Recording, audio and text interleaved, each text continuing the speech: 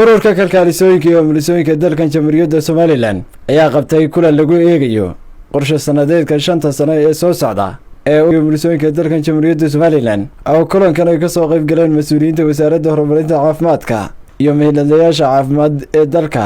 kulankan oo socday muddo 2 cisho waxaa iska kaashaday wasaaradda horumarinta caafimaadka Jamhuuriyadda Somaliland, ururka kalkaalisooyinka iyo umulisooyinka dalkan Jamhuuriyadda Somaliland iyo hay'adda UNFPA.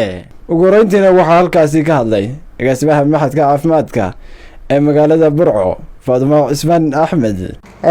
halkan waxaanu joognay 2 maalmood oo aynu joognay midwifery strategy balaanka 5 sanadood oo soo socda ama qorshaha umulisooyinka ee 5 sanadood oo soo socda. inagoo matalayna midwiferskii kale ama umulisooyinkii kale ee wadanka joogay ee meelo kala duwan ka shaqeynayay, hadday tahay cusbitaalada, hadday tahay iskuulada iyo hadday tahay health centeradaba, cid walba cid baa joogtay oo matalaysay. waxaan ku faraxsanahay inaynu hawsha qabanay oo aynu kala shaqeynay Somaliland Nurse and Midwifery Association, wasaaradda caafimaadka iyo hay'adda UNFPA oo saboorka lahayd. waxaan ku rajaynaynaa inuu soo baxo maxay ahaydey package-ka ama strategy balaanka qorshaha la dejiyay laguna shaqeeyo la fuliyo. wixii umulisooyinku xaq ay u leeyihiin ay helaan, wixii xaq loogu leeyahayna laga helo oo ummadooda ay u matalayaan. aad iyo aad baan idiin hambalyeynaya 2 cisho halka joognay. gabagabadiina waxaa halkaasi ka hadlay farax oo ka socotay ururka kalkaalisooyinka iyo umulisooyinka dalkan Jamhuuriyadda Somaliland iyo sidoo kale Nimco oo ka socotay wasaaradda horumarinta caafimaadka. dhammaantiin midwiferska xaggan iskugu yimid aad baan idin salaamayaa mar labaad. waxaan joognaa gabagabadii maxaa la dhahdayay maalintii labaad ee shirkeena ee aynu ka eegaynay Somaliland National Midwifery Strategy oo aynu shalayna validate garaynay, maantana aynu u fadhino inaynu endorse garayno.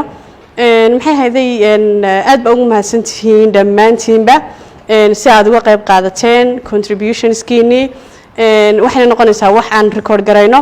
maalmaha soo socdana waxaan ka shaqayn doonaa inaan wixii aad ku darteen aan maxaa la dhahday aan feed garayno documentka, kadibna maxaa la dhahday sidaa maxay toolay ku noqoto istiraatiijiyadda umulisooyinka Somaliland ee 5 sano ee soo socda.